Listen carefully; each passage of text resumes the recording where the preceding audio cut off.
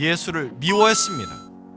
이단의 괴수로 생각했고 거짓을 말하는 자요, 하나님의 저주의 형벌인 십자가형을 받아서 음부지옥에 있다고 생각한 그 사람이,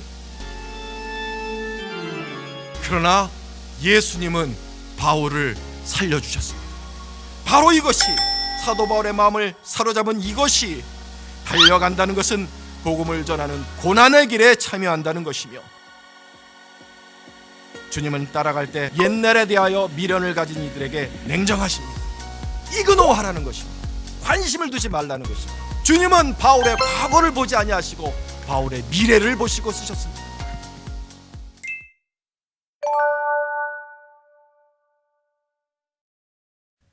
청년 바울은 율법과 세상에 사로잡힌 사람이었지 예수에게 사로잡힌 사람은 아니었습니다. 그는 예수를 모르던 사람이었어요. 아니, 거꾸로 예수를 미워했습니다. 예수 믿는 자들을 이단이라고 생각했고, 그들은 율법의 파괴자들이기 때문에 세상에서 사라져야 하는 자들이고 사회 악이라고 생각했습니다. 그래서 권한을 받아 크리스찬들을 박해하였지요. 가두고 죽이까지 하였습니다. 그러나 어느 날 그가 자신이 그토록 미워하던 예수를 충격적으로 만나게 됩니다. 사도행전 9장을 보시면 사울이 길을 가다가 다메섹에 가까이 이르더니 다마스커스라는 도시로 가고 있는 중이었습니다. 군대를 이끌고 다마스커스에 있는 크리스찬들을 잡아서 가두고 죽이려고 그리로 가고 있는 중인데, 호련히 하늘로부터 빛이 그를 들러 비추었습니다. 땅에 엎드러져 들었습니다. 소리가 났습니다. 사울아, 사울아, 내가 어찌하여 나를 박해하느냐. 바울의 옛 이름은 사울이었지요. 이 소리를 같이 옆에 있었던 그 수많은 군인들이 듣지를 못했습니다. 그 모두들 천둥소리가 난다고 생각했고, 그것을 사람의 말소리로 알아들은 것은 사울 한 사람뿐이었습니다. 그가 말하였죠. 주여, 누구시니까? 본능적으로 알았던 것이죠. 이것은 하나님의 음성이구나. 그러나 자기가 전혀 기대하지 않았던 아이덴티티가 나왔습니다. 전혀 생각지 못했던 사람이었습니다. 누구요? 나는 내가 박해하는 예수라. 이단의 괴수로 생각했고 율법을 파괴하는 자요, 거짓을 말하는 자요 때문에 지금은 하나님의 저주의 형벌인 십자가형을 받아서 음부지옥에 있다고 생각한 그 사람이 하나님으로 나타난 겁니다. 하늘 보좌 우편에 앉아 계신 하나님으로 나타났으니 얼마나 충격이었을까요? 그것이 바울에게. 자신이 그동안 알아왔던 성경 지식은, 자신이 그동안 가져왔던 생각은 전부 잘못된 것이었습니다. 자기가 성경을 알고 하나님을 안다고 생각했지만 실은 성경도 모르고 하나님도 몰랐던 거예요. 자기의 존재와 자기의 인생이 산산조각나는 순간입니다. 자신은 하나님을 위하여, 이스라엘을 위하여 크리스찬들을 죽이고 가두었지만 실은 그것은 하나님을 대적하는 일이었고 그리스도를 박해하는 어리석고 무지한 일이었습니다. 지금 당장이라도 땅이 갈라져서 그 아래로 던져져서 음부에 내던져진다 할지라도 바울은 할 말이 없는 상황이었습니다. 지금 당장이라도 하늘에서 벼락이 떨어져, 자기한테 벼락이 떨어져 하나님의 심판을 받는다고 해도 바울은 아무 말도 할 수 없는 상황이었을 것입니다. 그러나 예수님은 바울을 살려주셨습니다.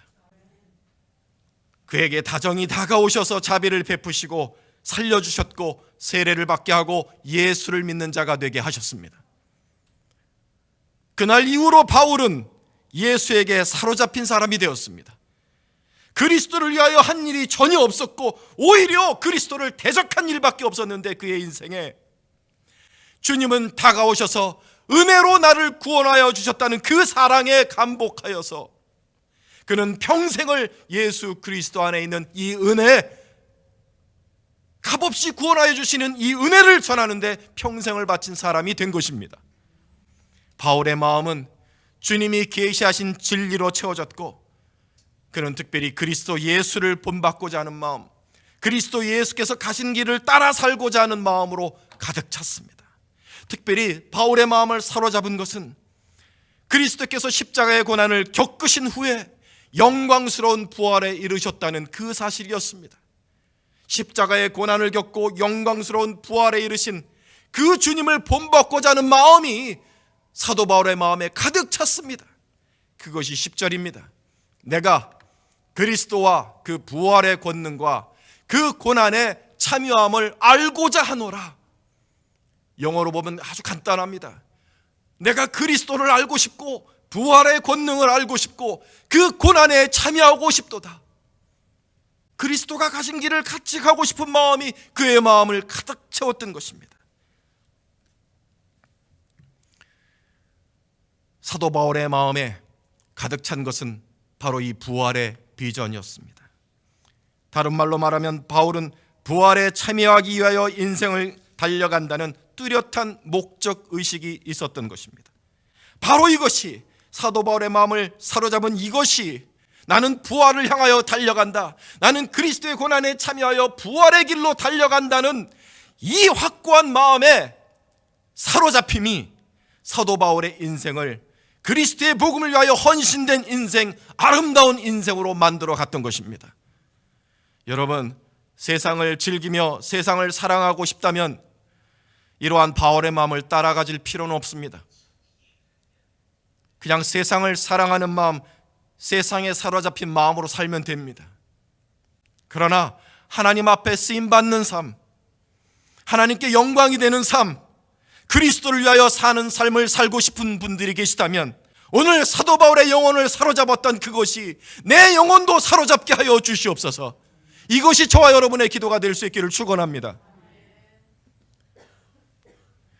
어찌하든 이 그리스도의 부활에 이르려고 사도 바울은 몸부림을 치며 살았습니다.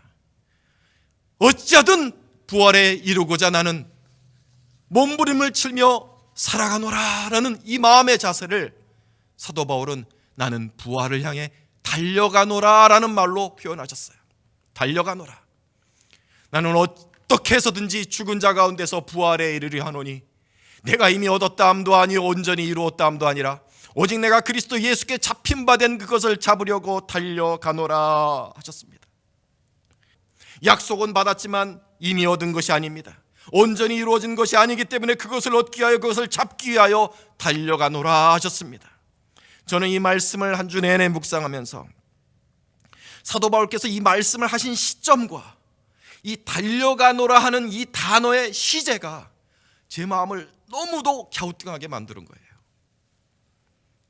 달려가노라, 나는 부활에 이르려고 그것을 잡으려고 달려가노라 할 때 사도 바울이 쓰신 동사는 디오코라는 동사입니다. 그런데 이 디오코라는 동사를 현재 진행형 시제로 말씀하셨어요. 나는 달려가고 있노라. 사도 바울께서 이 말씀을 하신 시점이 여러분 어떤 시점입니까? 지금 무슨 시점이에요? 달려가고 있는 시점입니까? 아니요, 감옥에 갇힌 시점입니다. 사도 바울이 원하셨던 것은 선교지로 달려가는 것이었죠. 로마에서 약간의 도움을 받아 후원을 받아 이제 서바나로 가서 땅끝까지 이르러 복음을 전하는 주님의 사명을 완수하는 이 길로 달려가고 싶었는데 원하지 않게 감옥에 2년 동안 갇혀 계신 것입니다. 원하던 계획이 이루어지지 않았어요. 막혔습니다. 주저앉았습니다. 그런데 사도 바울은 달려가고 있노라라고 말씀하신 거예요. 이게 어떻게 달려가는 겁니까? 제가 이 전후 말씀을 깊이 살펴보고 나서 제가 사도 바울을 완전히 오해하고 있었구나라는 것을 깨달았습니다.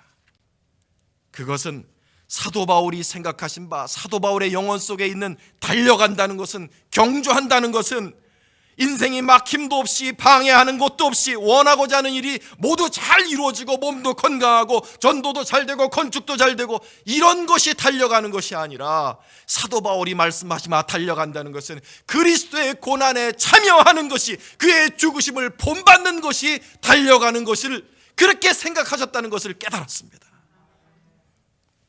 다시 한번 10절로 11절을 보시면 내가 그리스도와 그 부활의 권능과 그 고난에 참여함을 알고자 하여 그의 죽으심을 본받아 어떻게 해서든지 죽은 자 가운데서 부활에 이르려 하노니 하셨습니다. 부활에 이르는 길은 주님의 고난에 참여하는 것밖에는 없습니다. 달려간다는 것은 복음을 전하는 고난의 길에 참여한다는 것이며 십자가의 길에 참여한다는 그런 뜻이구나. 그래서 사도 바울이 감옥에 갇혀 있는 이 순간이, 그리스도를 위하여 고통받고 있는 이 순간이 실은 부활을 향해 달려가고 있는 현재 진행형이 되는 것입니다. 제가 이것을 깨닫고 위로를 많이 받았습니다. 목사로 살고 교회를 섬기고 영혼들을 섬기는 주를 위한 삶을 살다 보면 사실은 많이 아픕니다. 몸도 아프고 쉬고 싶을 때가 많아요. 그만하고 싶을 때가 많습니다.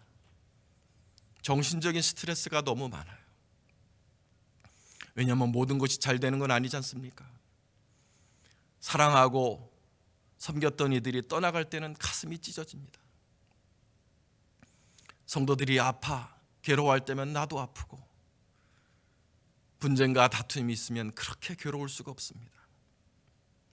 제가 돈을 벌려고 일을 하는 건 아니지 않습니까? 가끔은 너무 힘들어서 그만두고 싶을 때가 있어요. 몸도 마음도 아픈 것이 이 길인데, 그렇게 고생하고 괴로운 만큼 열매가 없고 진전이 없을 때는 내가 달려가는 인생을 살아야 할 텐데 내가 뭐 하고 있는 거지? 선교지로 갈까? 선교지에 가서 마음껏 달려볼까? 그런 생각을 할 때가 있었습니다. 그런데 오늘 이 말씀을 보며 제가 큰 위로와 격려를 받았습니다. 내가 이곳에서 주를 위해 고난에 참여하는 그것이 내가 달려가는 것이구나. 감옥살이처럼 매어서 산다 할지라도 주를 위해서 사는 것이라면 그 고통이 바로 나를 영광스러운 부활로 이끄는 믿음의 경주로구나 깨닫고 위로를 받았습니다. 사랑하는 여러분, 오늘 특별히 자신을 노년이라고 생각하시는 분들에게 말씀을 드립니다. 이 말씀을 하신 바울은 62세, 당시로 보면 노년이었습니다. 그런데 나는 달려가노라 하였습니다. 이 말씀이 선교 현장을 누비고 마음껏 다닌다는 그런 뜻이 아니라는 것을 우리는 이미 깨달은 바 있습니다. 우리는 젊음이 지나고 은퇴를 하고 나면 나는 이제 더 달려갈 수 없어, 젊은 사람들이 달려가야지 라고 생각을 합니다. 그러나 오늘 이 말씀을 통해 생각을 달리하시기를 바랍니다. 바울이 생각한 경주, 주님이 원하시는 달려감은 무언가 인간적인 프로젝트를 추진해서 성공시키는 그런 것이 아닙니다. 젊은이들의 열정과 추진력을 말하는 것이 아닙니다. 주님이 원하시는 달려감은 십자가의 길입니다.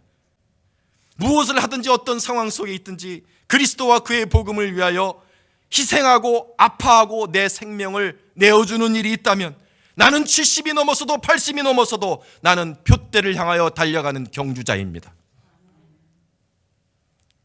그러므로 70이 넘으신 분들, 80이 넘으신 분들, 내가 뭘 할 수 있겠어 그렇게 생각하지 마시고 이 고난의 길, 십자가의 길에 계속하여 머물러 있으시기를 축원합니다. 기도 속에, 여러분의 기도 속에 목숨을 바치시기를 바랍니다. 얼마나 몸이 연약하세요. 그러나 더 사랑하십시오. 더 내어주십시오. 더 사랑하세요. 십자가의 길을 계속하세요. 오히려 주님의 복음을 위해 고생하시고 주를 위해 희생하는 아름다운 경주의 모범을 우리 젊은이들에게 보여주시기를 부탁드립니다. 다시 한번 말씀으로 돌아와서 달려가노라, 이 디오코라는 동사는 굉장히 특이한 이중적인 의미를 가지고 있습니다. 디오코라는 이 동사는, 달려가노라 하는 이 디오코는 그저 러닝한다는 뜻이 아닙니다. 절대로. 그 뜻이 한국말로는 표현할 방법이 없어요. 정확한 뜻은 run after, 뭘 잡기 위해서 이렇게 run after. 형사가, 여러분 영화나 드라마를 보면은 형사가 막 그 범인을 잡으려고 막 달려가고 막 그런 거 있죠. 그게 디오코입니다. 그게 성경이 말하는 디오코예요. 영어로 말하면 run after 또는 chase 이렇게 말할 수 있지만 한국말은 적당한 단어가 없어요. 굳이 정확하게 번역하여 표현하면 추적하여 쫓아간다는 뜻입니다. 그걸 잡으려고 추적하여 쫓아간다. 그래서 달려간다는 이 디오카는 동사가 성경의 다른 부분에 성도들을 박해한다는 뜻으로 쓰여요. 성도들을 박해하니 할 때 이 디오코라는 단어가 쓰이는 거예요. 왜냐하면 쫓아가서 잡으려고 쫓아가는 그것이 디오코니까. 부활을 향해 그러므로 우리는 그냥 달려가라는 게 아닙니다. 부활을 향해 그냥 달려가는 게 아니라 앞에 있는 걸 잡으려고, 부활을 잡으려고 온 힘을 다해서 맹렬하게 추격하는 것이, 그것이 디오코고 그것이 우리가 달려가야 될 경주라는 것입니다. 관심과 집중이 온통 앞에 있는 부활의 표대에 맞춰져 있습니다. 그래서 한국말 성경이 아름답게 번역이 된 거예요. 어떻게 해서든지 죽은 자 가운데서 부활에 이르려 하노니, 이 어떻게 해서든지라는 이 부사구가 영어 성경에는 없어요. 한국 성경에만 있는 부분입니다. 어떻게 해서든지 나는 저 부활에 이르려고 달려간다. 우리에게 이 맹렬한 의지, 부활을 향한 간절한 마음이 있기를 축원합니다. 그래서 달려가는 인생, 디오코하는 인생은 뒤에 있는 것을 잊어버리고 앞만 보고 달려가야 합니다. 앞에 있는 것을 잡으려고 맹렬하게 추격하는 사람이 뒤를 돌아보는 것이 합당키나 합니까, 여러분? 하나님의 사람으로 고난을 받으며 자신을 희생하며 부활을 향하여 달려가고는 이 인생에 뒤를 돌아보면 발이 멈추고 헌신의 삶이 중단됩니다. 뒤에 있는 것을 신경 쓰면 앞으로 달려갈 수가 없어요. 그래서 사도 바울은 13절에서 형제들아, 나는 뒤에 있는 것은 잊어버리고 앞에 있는 것을 잡으려고 표대를 향하여 부름의 상을 위하여 달려가노라 하셨습니다. 잘 달리는 경주만은 뒤를 돌아보지 못하게 합니다. 눈 가리개를 두어서 옆을 보지 못하게 하고 뒤를 보지 못하고 오직 앞만 보고 달려가게 해야 좋은 경주마가 되는 것입니다. 우리 성도들의 인생도 마찬가지입니다. 뒤에 있는 것은 잊으며 앞을 향하여 오직 부활의 상, 하나님이 부르신 그 부르심의 상을 향하여 달려가는 우리들이 되어야 하겠는데, 우리는 세 가지 뒤를 돌아보는 해로운 습성을 버려야 합니다. 첫째는 세상에 대한 미련을 버려야 합니다. 창세기 19장에 보면 뒤를 돌아보아 망한 사람이 한 그런 이야기가 하나 나옵니다. 소돔과 고모라를 멸망시키실 때 우리 주님께서 너는 뒤를 돌아보지 말아라 하셨는데, 그 경고를 듣고도 롯의 아내는 뒤를 돌아보아 소금 기둥이 되었습니다. 이 말씀을 예수님께서 그대로 인용하셨습니다. 이 말세를 살아가는 우리들에게 너희는 롯의 처와 같이 되지 말아라, 뒤를 돌아보는 자가 되지 말아라 하고 주님이 말씀을 하셨어요. 그날에 말세에 사람이 지붕 위에 있고 그의 세간이 그 집안에 있으면 그것을 가지러 내려가지 말 것이요 밭에 있는 자도 그와 같이 뒤로 돌이키지 말 것이니라, 롯의 처를 기억하라 라고 우리에게 경고하여 주셨습니다. 여러분, 롯의 처가 왜 뒤를 돌아보았을까요? 왜 뒤를 돌아보았을까요? 궁금해서요? 내 뒤에서 뭐가 일어나고 있는지 너무 궁금해서 뒤를 돌아보았을까요? 뒤가 간질간질해갖고? 그렇기도 하겠죠. 그러나 롯의 아내가 뒤를 왜 돌아보았느냐? 소돔성에서 행복하게 살았던 시절이 그리웠던 겁니다. 천사의 벼랑간 경고를 받고 소돔성을 뛰쳐나왔으니 가진 것이 손에 있었겠어요? 짐을 꾸려 나왔겠습니까? 벼랑간 나누냐 이제 빈몸만 나왔는데 소돔성에서 롯의 가족이 얼마나 잘 살았습니까? 얼마나 풍요하게 살았습니까? 얼마나 재밌게 살았습니까? 그 죄악의 도시 속에서. 그게 생각난 거예요. 두고 온 멋진 집, 두고 온 옷들, 두고 온 하인들, 친구들, 두고 온 사위들, 그런 것들이 생각나지 않았을까요? 주님은 이러한 것들을 뒤돌아보지 말고 미련을 갖지 말라는 말씀을 주신 것입니다. 우리 주님은 말씀하시기를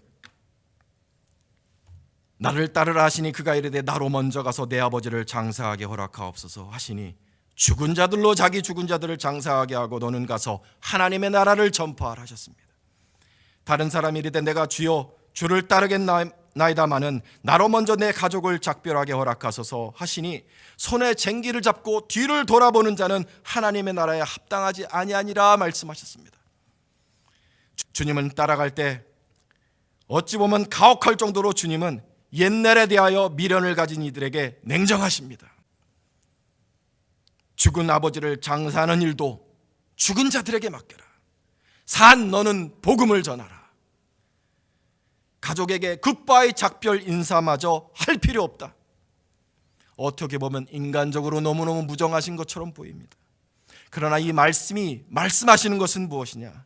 우리가 일단 주님의 사람으로 살려고 부르심을 받았을 때에는 뒤에 지나간 일, 뒤에 있는 일에 붙잡혀 살아서는 안 된다는 뜻입니다. 손에 쟁기를 잡았을 때는 뒤를 돌아보면 안 됩니다. 주님의 사람으로 살려고 부르심을 받은 후에 옛생활이 그립거나 아쉬워서 후회로 뒤를 돌아보며 다시 돌아갈까 망설이는 자는 하나님의 나라에 합당하지 않다고 하셨습니다. 우리가 그리스도인이 되어 주님의 종이 되었다면 이전에 즐겼던 세상 낙과 절연해야 합니다. 가정마저도 내가 가는 신앙인의 길을 막을 수는 없습니다.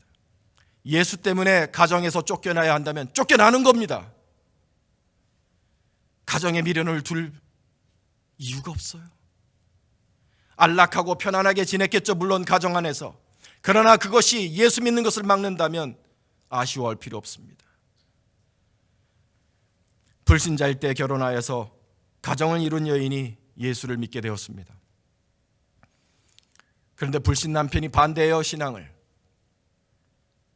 그러면 그 남자와 가졌던 행복한 시간이 아쉽고 그 가정생활을 포기하는 것이 싫어서 예수를 버리는 여자도 있습니다. 조금 있다가 믿자. 조금 있다가 남편이랑 같이 나오자. 아직은 때가 아닌 것 같다. 아니에요, 여러분. 뒤를 돌아보면 안 됩니다. 남편이 나의 신앙을 막는다면 갈라서라 하셨습니다. 단 그 남편이 나를 사랑하고 나의 신앙을 인정한다면 언젠가 그를 구원할 때가 오기 때문에 갈라서지 말라고 하셨죠. 주를 위해 살 때는 이러한 세상 미련을 버리고 살아가야 하는 것입니다. 두 번째로 우리가 뒤를 돌아보지 말고 버려야 할 것이 후회와 죄책감입니다. 우리는 죄인입니다. 과거에 잘못한 일들이 많습니다. 죄인인 채로 구원받았고 죄를 버리며 나아가고 있지만 여전히 우리는 실수를 범하며 살아갑니다. 그래서 후회와 죄책감을 가질 때가 있어요.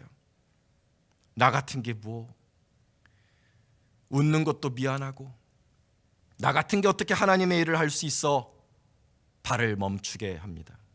그러나 지난 일은 잊어야 합니다. 뒤에 있는 것은 잊어버려야 합니다. 너희는 뒤에 있는 것은 잊어버리고 할 때 그 잊어버리라는 말의 헬라어 원어는 이런 단어입니다. 에필란다 노마이. 이 말의 뜻은 forget, 그러니까 잊어버린다, 그러니까 기억 속에서 지워버린다는 뜻이 아니라 굉장히 우리 내면의 의지가 관련된 단어예요. 뭐냐 하면 관심을 두지 않는다, 무시한다는 뜻입니다. ignore 한다는 뜻이에요. forget 하는 게 아니라 ignore 하는 거예요. 내 과거를 우리가 기억에서 지울 수는 없죠. 생각나고 떠오를 거 아닙니까? 내가 과거에 잘못했던 일들, 못된 짓들 생각날 거 아니에요. 그러나 우리 주님 안에서 우리 주님이 원하시는 것은 그것들을 에팔린다 노마이, 이그노 하라는 것입니다. 관심을 두지 말라는 것입니다. 그것은 우리 하나님의 성품을 닮은 것입니다. 이사야서 43장 25절에서 하나님께서는 나는 곧 나를 위하여 내 허물을 도말하는 자니 내 죄를 기억하지 아니하리라. 하나님께서 어찌 하나님께서 가지셨던 그 생각과 정보들이 사라지겠습니까? 하나님이 전혀 그 생각이 떠오르지 않는다는 것이 아니라 우리 하나님께서 말씀하신 것은 나는 너를 볼 때 내 과거의 죄를 신경 쓰지 않는다. 하나님은 무시하시는 것입니다. 그게 하나님이 잊어버리신다는 뜻입니다. 우리도 그와 같이 우리의 과거를 품고 생각이 안 날 수는 없겠지만 여러분 무시하시기 바랍니다. 하나님이 예수 그리스도 안에서 용서하시고 잊으셨으니 우리도 잊어도 됩니다. 하나님은요, 우리 과거를 보고 쓰시는 분이 아니에요. 나의 과거를 보고 나를 쓰시는 분이 아니라 하나님은 나의 미래를 보고 나를 쓰시는 분이십니다. 사울만큼 과거에 후회가 많은 사람이 있었을까요, 여러분? 사울이 지난 날을 생각할 때 그는 너무나 많은 피를 흘렸습니다. 너무나 많은 예수 믿는 자들을 박해했지요. 여러분 잘 아시는 사도행전의 이야기입니다. 스데반이 돌로 쳐 죽임을 당할 때 그 옆에 서 있던 사람입니다. 교회를 잔멸하였다 하였습니다. 각지의 크리스찬들을 옥에 넘기고 잡아 죽이는 일을 하였습니다. 그가 예수 믿고 나서 아마 스데반의 얼굴이 많이 떠올랐을 것입니다. 그리고 자신이 때려 죽인, 가두어 죽인 많은 크리스찬들이 떠올랐을 것입니다. 실제로 크리스찬들은 바울에 대하여 많은 원한이 있었습니다. 그러한 이가 이제 주님의 종으로 전도하는 것이 마땅하지 않다고 하였습니다. 아나니아에게 가서 너는 바울에게 가서 세례를 주라. 우리 주님께서 명령하셨을 때 아나니아가 거부했습니다. 주님, 이 사람은 악한 사람입니다. 과거에 얼마나 많은 크리스찬들을 죽였는지 아십니까, 주님? 하셨을 때 주님이 뭐라 그러셨습니까? 가라. 이 사람은 나의 그릇이다. 이 사람은 나의 그릇이다.